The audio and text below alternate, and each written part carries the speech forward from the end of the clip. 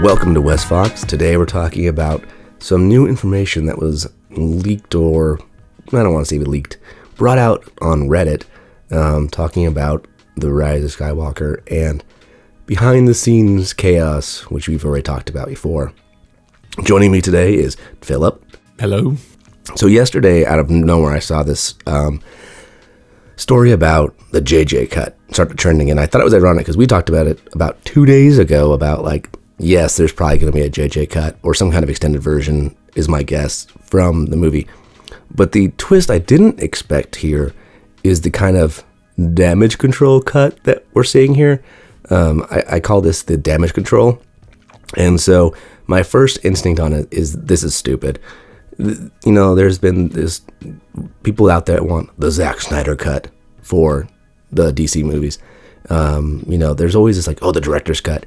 And that's been around for a long time, decades, director's cuts. There's director cuts of movies going back from I think the 80s at least.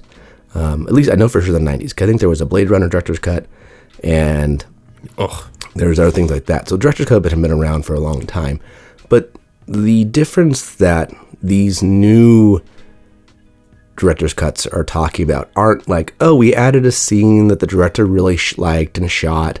We're talking a whole different movie. These director cuts we're talking about.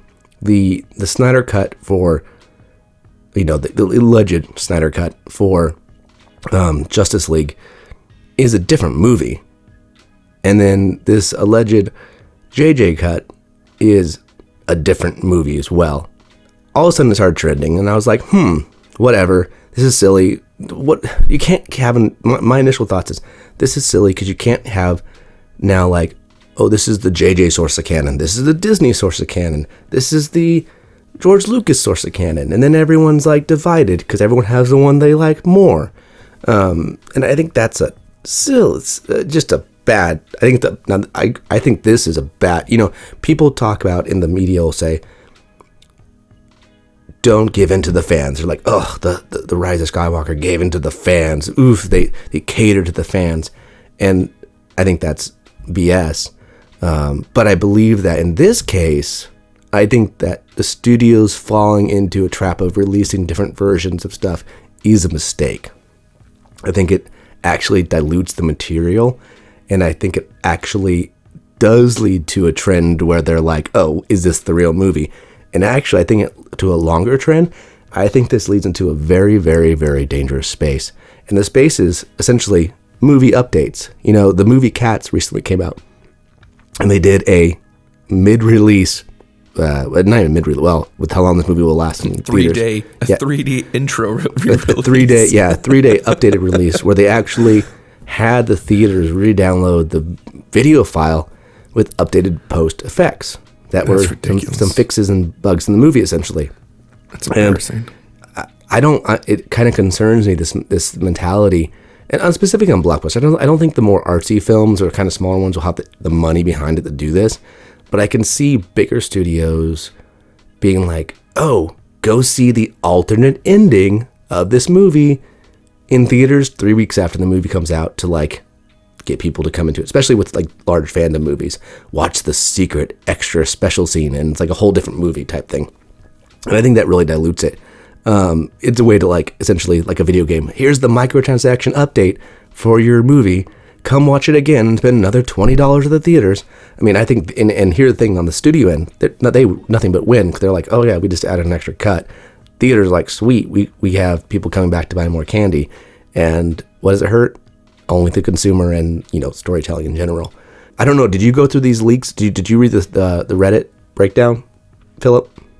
Yeah, I just read the one that you sent me, and then I've read a couple other ones based off of Reddit that Doomcock had pulled up, Midnight's Edge had pulled up. I guess my take is very different from yours. Maybe excellent. I like that. Different is okay. Yeah. Well, I'm not sure if we're talking about the same article. At this point, I guess I don't have an issue. I think more what's actually problematic is I think these so-called the Snyder cut and this so-called JJ or the Lucas cut exist, and I don't think studios actually like them, because it's what you presented to us was so bad and even the hint of hope of something else being different, we'd rather have. And I don't think studios actually like that. I don't see that as there's a difference between like what they did at Endgame to re-release it so that they could beat Avatar for box office. That was kind of more of a competitive thing and kind of like let's dethrone that to throw in a little extra something to bring people in. But when the fans like for the Zack Snyder cut are saying, yeah, you replace Zack Snyder, put in a new director, redid all this, and we don't like it and hate it, and we want something else. I don't think studios find that amusing. I think they see that as detrimental.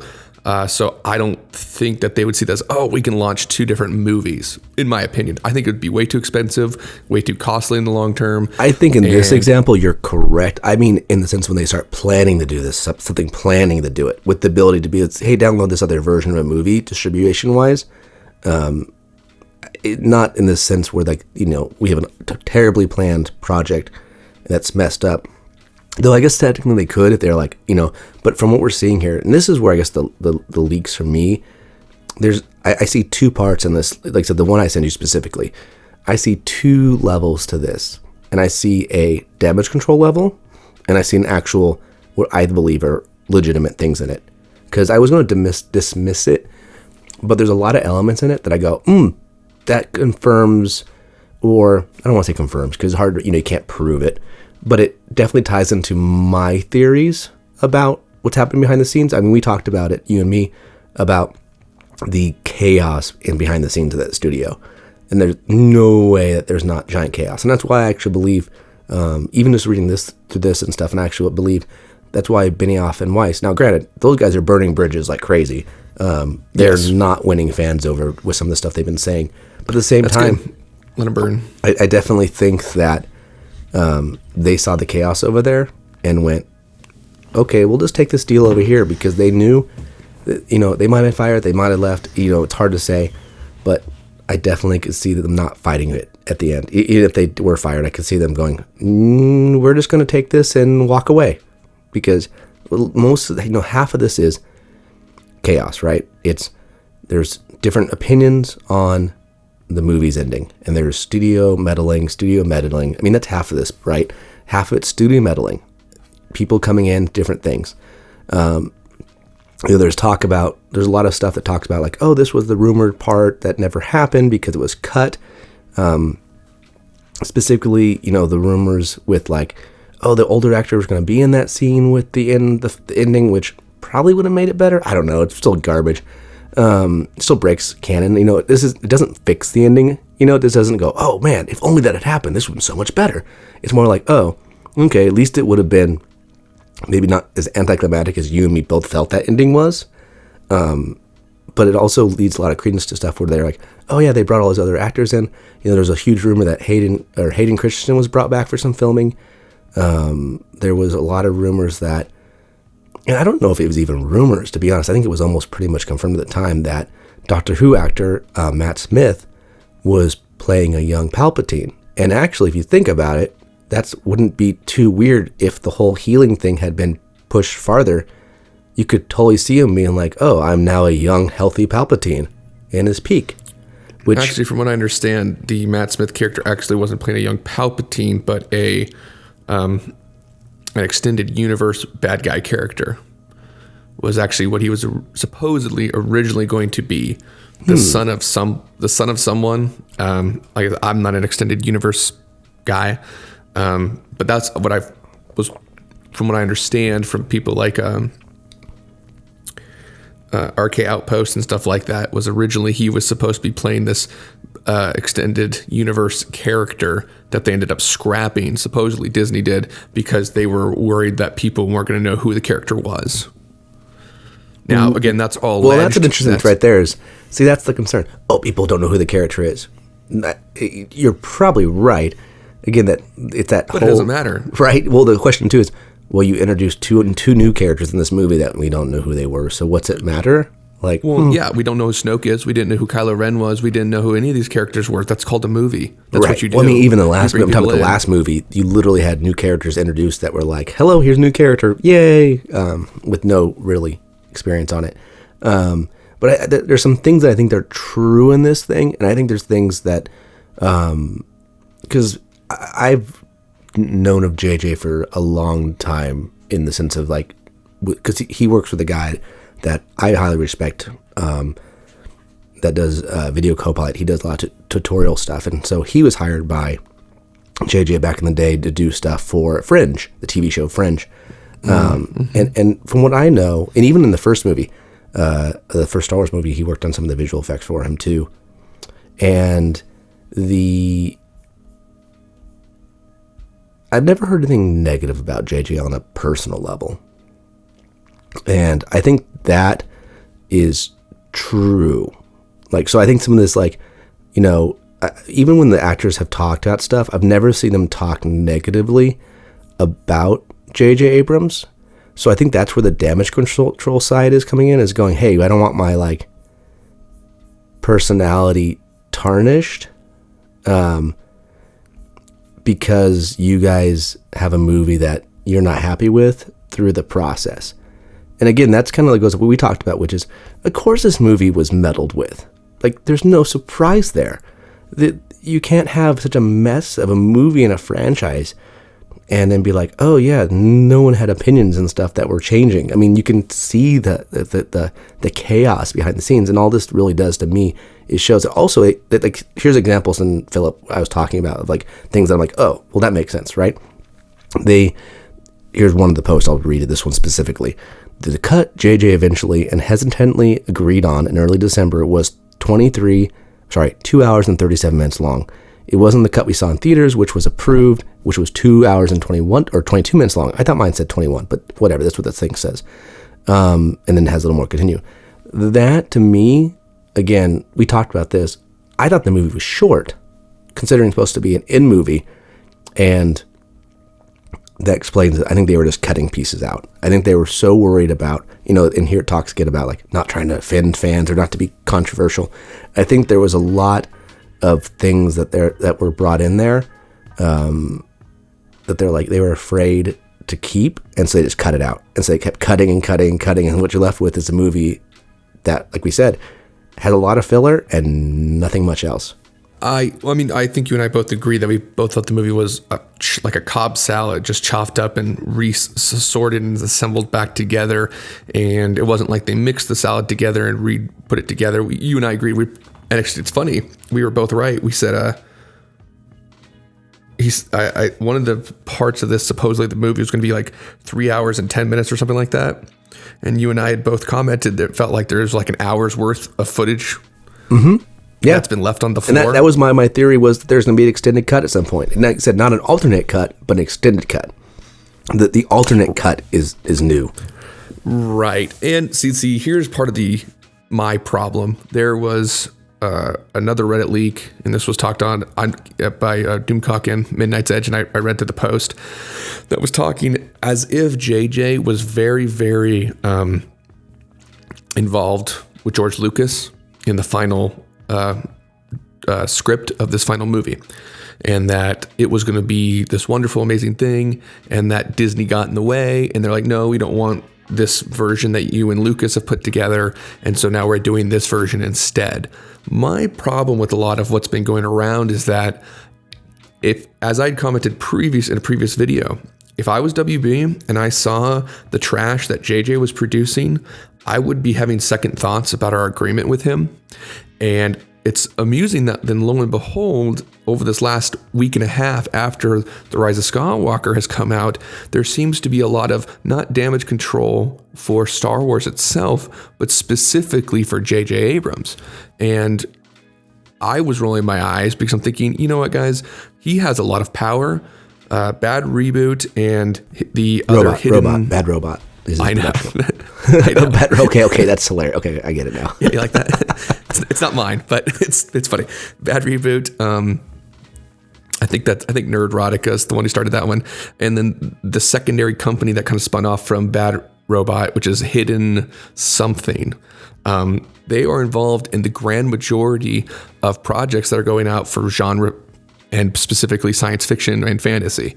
They're the ones working on the new Lord of the Rings. They're the ones who ruined Star Trek with Star Trek Discovery. They're the ones who've been doing Star Wars, of course, Star Trek.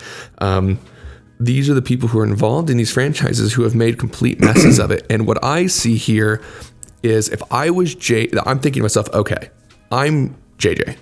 I have a lot of power. And I think he has more power than people give him credit for, to just being pushed around by studios and Disney. I mean, supposedly, if Bob Iger's the one who came to him and said, hey, I want you to help me fix this, that says to me that I'm going to do it my way. And if you don't like it, then I'll just walk. Actually, see, that's where I'd say I do believe things like, maybe not like the way it's framed. Because, yeah, it's all about framing, right? Like I said, I believe this is a damage control breakdown.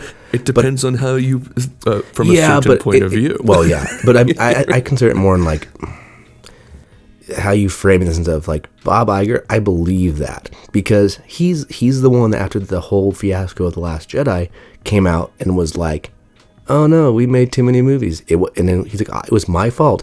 He never blamed Kathleen Kennedy. He never said anything about that. He came out and was very specific about, like, again, I don't agree with his assessment and his at least his public assessment of, oh, we did too many movies too fast. Now, maybe it's like blaming the fans, but trying to put the onus on you and protect the company. That's what that sounds like. It's half truths, right? It wasn't that there was too many movies too fast, but it was a first movie that came out too fast without planning. Because the first movie, if they had done it right, if they were so keen to push a movie out first, they should have released one of the side story movies first. They should have done the Rogue One first or something like that, versus trying to push out a trilogy first without planning it. And that's in the end, that's what, this is all stems from that mistake. But yeah, I think partially maybe a planning issue, but I don't think it matters. I don't think it matters if they'd planned for 1 year, 2 years, 5 years, 7 years, or even strung it together in a perfect master plan. It's not just the fact that it was rushed out. It's actually what they were trying to push. It was the agenda that they were trying to present to us. It was the cut and copy paste of basically just plagiarizing an original movie. It doesn't matter, even if they planned or tried to make a good story, which I don't think they're capable of. It was the fact that they were trying to push the agenda of, white women first. They're better. We're going to redo the past. We're going to kill legacy characters. I don't care if they'd planned for that for 2 years or 10 years. It was still going to be trashy because they weren't focusing on the main legacy characters. They weren't focusing on good storytelling, and they weren't trying to tell the Star Wars story. They were trying to tell the 2019, 2017 story using our beloved characters as a medium to transfer that agenda. And it doesn't matter how much time you plan for that, it's still going to make bad movies and frustrate people. Right. And that's always the two layers, kind of the meta two layers, right? There's the storytelling layer and there's the political layer.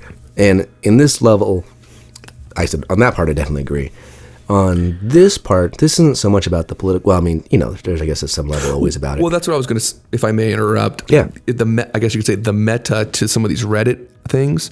This is what I had commented and why I said I was prescient, because the way I saw the first couple things about JJ supposedly engaging with George Lucas and having this better cut, blah, blah, blah, blah, it was all a bunch of, no, it's not my fault. I'm J.J. Abrams. I love Star Wars. I love the fans. I care, but I'm just being pushed around, little weak me. And it's my argument to say, first, this guy's way too powerful, has way too much money, has way too many fingers and way too many pies to be able to be said, oh, I'm being pushed around. And then I thought to myself, look, I'm J.J. Abrams. I want to protect my reputation. And how do I do that? Well, you can't exactly just go to CNN and badmouth Disney. You can't go to Fox News. You can't even, ABC. What you can do, on the other hand, is post private information on Reddit, because that the fan base consumes a lot of information from there, and you create accounts and you reach out to a certain person here and a certain person there. You're the same person, and you talk about how wonderful JJ is and how it's not his fault. I mean, I read this, and this looks like an autobiography puff piece to me. I mean, I was embarrassed. I'm reading this, I'm going, oh my gosh. Some of this stuff was so goopy and gooey and like fawning. I was thinking to myself, you know what? I don't even talk to people about my wife like this. I love my wife. She's wonderful and she's perfect and precious. But the fawning here, I was thinking, man, if someone were to actually be saying these things about me, I would be embarrassed. Well, that's how obnoxious this comes off as. That's the spin part. It's like a PR piece. Well, that's the spin part here. That's the part where this is about framing it, right? It's about framing it in a way that they can, moderation, right? If you take 50% of what this says is probably more accurate, right? You take away the fawning when you say, oh, what are some things that I think are true? And there's little elements that you're like, oh, okay, that makes sense, right? Choices for China. Well, we know China has a huge influence on choices, so probably true. Was it a longer movie for it? Probably true. There's things in here like that I think is like totally like pandering when it talks about like, Rose Tiku had a really big arc in this cut. That to me is nothing more than a that's Access Media. That's the push. It's the normal fan base doesn't care. Yeah, what I'm saying is the push of things that you're like, oh, that's probably true, probably not true. There might have been 15 seconds more of her. Doesn't matter because no one really cares. It's not saying, oh, because there's people who freak out over her being less in this movie, and you're like, she was a bad character. Nothing to do with the actress. Nothing to do with that. It comes to the character made no sense, and they had no place for her in this movie. Again, that goes to the planning and all the other issues of the movie. It makes no sense. Could she have been a good character? Maybe, but choices are made, and she's not. Scenes where they're chasing the things. There's, here's an example of what I think is very true, and I think it's used as a positive. But I think here's a perfect example of something that's used is framed in a positive, but to me shows kind of a quintessential problem with JJ's style and overly use. Like he's stuck in I think that's the problem. He probably does love Star Wars, but he's so stuck in the original part of it, he can only view it through that part. He can't see it expanding. So here's an example. The scene where the TIE fighters are chasing through the iceberg, those quarters were inspired by a video game JJ used to play in the 90s called Rebel Assault 2. Supposedly, right. I read that.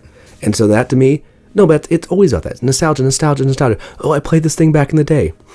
It's not like, oh, cool, let's put the scene here, let's expand on it, make it better. Oh, we need to have the scene here because I used to play it as a kid. Cool, that's, You're saying nostalgia? That's the positive spin of plagiarism. Yeah. Okay. Yes. Exactly. That's the framing. Johanna was supposed to be Lando's daughter, right? And so I believe that because it was even weirdly teased at the end of the movie. It was really strange. But that's one of those things that too it goes into the space of like, oh wait, so Lando's daughter was been kidnapped for the last so how they can because again the problem with these kind of things is I believe that the reason why they cut it out was because they're like, wait. Then we have to explain why Lando's daughter was kidnapped from him. How did one of the most powerful people in the entire galaxy have their daughter kidnapped? Right, and they've never been bothered to searching for them. And they never figured it out. That's what the First Order's coming from. It's like, really? You just like, oh, my daughter's kidnapped. I guess I'll go to Burning Man perpetually. Well, and it goes into the space of, now that means that she was a kid when he was, because you'd like, I don't know who my dad is. If that was her dad, she doesn't recognize her father sitting next to her, right? So that means that this entire time that she was kidnapped 20 years ago, 15 years ago? I don't know how old she's supposed to be in the movie. She looks like she's in her 20s, right? Let's say she's 20 years old. That means she was 20s. Kidnapped for over 15 years ago, probably. That's crazy. Wait a second. So the First Order was powerful enough to kidnap freaking Lando Calrissian's daughter? And he wasn't like a nobody in the original trilogy. And he was part of the freaking rebellion on the high level. And no one was like, yeah, we figured out where your daughter is. Come on. Like I said, that's why I'm saying, I think they pulled things out like that because there was things that probably added more, we criticize a lot of the issues because questions are answered or things are brought up that actually that create huge, giant questions. Just like what we explained there. And I could probably dig 1,000 layers deeper than that. But I'm sure they were cutting things out. They're like, oh my God, we can't add this because it adds questions here. And so we end up with this movie that has a bunch of questions still that they just couldn't cut out because they didn't make sense of it. JJ was against the Rilo kiss. See, I believe that because that kiss there, I guarantee it was literally the parody that Screen Rant does when the guy's sitting there. We believe that because they're like, this happened. And they're like, well, then they kiss. Mwah. And he's like, what? He's like, then they kiss. And you're like, okay. And he's like, and the reason I believe that is because here's why I believe that. I'll give you an example. It said why I believe there's half parts of truth.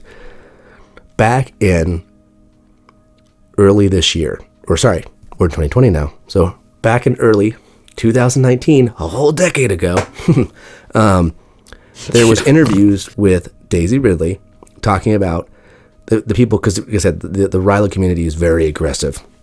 And so there was the media asking her about oh, do you want to kiss? Do you want to date him because he's awesome? And she at the time had said, oh no, why would you want to send so toxic? And so she got a lot of weird people attacking her for her saying that a relationship between the two of them would be toxic. And so I think that was a true statement at the time. And I think that little like last thing was added in later on because and again, it's that awkward kiss thing. Like I said, the Star Wars is definitely the series of awkward kisses. Original trilogy, we have the Padme and Anakin awkwardness, which is some of the most awkward relationship. Then we have our incest kiss in the original trilogy, and then we have our Rose Tico and Finn kiss in the Last Jedi. And then we have our cringy end kiss in this movie. So, I mean, I guess it is like poetry. They wrapped it up on a terrible note, like the rest of the kisses. It's poetry, right? It like poetry, the thing we're obsessed with since George Lucas said it once, and that's all we care about now is saying that everything we do is poetry. And if you don't know poetry is very subjective. So, good luck with that one. So, that's what I mean, like, as in the sense of, I don't want to go too long and deep into it because you could probably break each one of these down and say stuff. But I wouldn't do that. I mean, what I was going to say was a lot of these so-called things that were cut. It's funny because this is part of the reason why this leads me to believe that this is a disinformation campaign for JJ, because some of the things that they talk about being cut and saying, man, if only those were in the movie, are terrible. I mean, can you imagine if all those Force ghosts showed up surrounding Rey in the stadium and were protecting him from the other Sith while she fought Palpatine? I would have my hands buried so far into my hands, I would probably want to turn around and bury my head into my seat. I agree. At least they would have the spectacle level. And I think that's why I believe some of that is true, is because the end part was so anticlimactic, spectacle-wise, and the way it's defeated. I remember people talking about, it's gonna be the most spectacular ending ever, and you're like, it's not. And I could see them being like, we bring all these Jedi back and it makes more sense. I'm all the Jedi, I'm all the Sith. All the silly lines and stuff. Well, I agree. You frame it in that way, and you can see it being at least a visual spectacle that we didn't have. Now, granted, I agree it breaks canon and all this whole thing of Force ghosts interfering with physical elements and all this stuff. It really is questionable. It's cringy. It's stupid. It's dumb. And the way they write it, like we talked about the changing of the perspective, it's like he's saying, well, this was cut, but see, if it was there, you would have liked it. It's like, no. Or I would have hated it. Or like they're like, well, it was they said it flew over the heads of the audience, which it didn't. That Leia was projecting Han to speak to her son. And I didn't. What that was saying, that one was so convoluted to me. I was just like, I think I started reading that part of it, and I just went, well, yes. 2, it's stupid. 3, it didn't go over the audience's head. A lot of people have speculated that that's what it was, trying to make sense of that scene, but it's still it doesn't make sense. It's like, okay. And that goes into our previous video, why the redemption of Kylo is wasted. And again, if that was the idea, and that proves how nonsensical it is, because if that was the point of the scene, it should have been explained better, because that was an actually important scene. That was an actually important scene that should have taken time to breathe and allow time to. He should have been on his near deathbed type thing, or he'd been healed. I don't know. It's so stupid again. It's the whole stupidity of it all. He should have been so far gone in some way that, again, that's the journey of someone recovering, coming back from it. It's not like oops, I'm happy and friendly now. Ha ha ha ha. It's like taking happy pills. You can't. Nostalgia patch. Yeah. Well, that's my point. They try to make it seem like, that scene would have been much better if they had the JJ cut, but I'm still saying no. Just by making it, hitting us even harder in the head that she's projecting Han produces a whole list of issues. Why is she able to project Han and not project herself? Well, how can she utilize his memories of his father and access his mind to do that, to project this image of Han Solo? I mean, it doesn't make any sense. Not to mention the fact that she gets distracted. I can tell you why. Because Harrison Ford's still alive. Boom. Well, and I think you're wrapping it up on a perfect way. We'll wrap this up because we're hitting the longer end of this. But I think we'll end up digging into this more in the future. We can probably bring this in some other stuff. But I think the end truth here on this wrap up note here, and I'll give you like a little wrap up too. I think the end wrap up here is the JJ cut isn't a superior version. It's just a different version of broken. It's not going to fix the broken things. It just might fix things that we go, oh, that doesn't make sense, or we can see the seams of cuts put together, but doesn't mean that there's not more rot inside of the story that was there already, that just was removed in a different part of it. Absolutely. I completely agree. And yeah, it's kind of like, well, how would you like your turd? Would you like it pureed, or would you like it as a loaf? You know, that's kind of the difference that we're talking about here. The trilogy as a whole is terrible. Each individual movie is terrible. And even some modifications, even if you added an extra 45 minutes to a JJ cut, what we have there still is terrible. It's still the bottom, the fundamental pieces of that movie are bad. Whether you allow some scenes to breathe, whether you allow a little bit more scene time for Lando's daughter, which, like you said, creates more problems, or let the scene breathe with Han talking to his son via Leia force projection, the main portion of the movie is still junk. You still have Palpatine, which makes no sense. You have the super awesome Mary Sue of Rey, who all the Jedi want to protect and come to and help. They didn't care about Luke, though. That wasn't important. It was when the Mary Sue showed up. You can't walk away from those things without completely remaking the movie in total. And just by adding an extra hour isn't going to help you. And from my side, to let you finalize my thoughts, I would be very, very careful, folks, in believing the information about, you know, Disney throwing shade at JJ and JJ just trying to protect himself and his reputation, blah, blah, blah, blah, blah, because I think most of it's disinformation. And for that Reddit article that you sent me, I think the final piece for me when I read it made me roll my eyes, is that one of the bullet points was, you know, JJ is very successful at bringing back franchises, and they named two, Mission Impossible and Star Wars. Might I remind you, for Mission Impossible, he made the second worst Mission Impossible movie. Mission Impossible 3 is just slightly better than Mission Impossible 2. Those two movies suck. The original first movie, you know, that was kind of a classic. It was pretty well done. But the most recent few movies were directed by different people. Yeah, he may be a quote unquote producer, but it's different directors. And those movies have been, for what they are, pretty solid little action tromps that go around. But it definitely wasn't JJ who brought Mission Impossible back. And need I really bring up Star Wars? Where's Star Wars, folks? Where's this franchise that he's completely revitalized? You know, do you mean Star Trek? Star Trek. Where's the Star Trek franchise that's so wonderful? Who talks about the 2009 Star Trek? Nobody. It wasn't very good. It wasn't atrocious, but it wasn't very good. Into Darkness, anybody?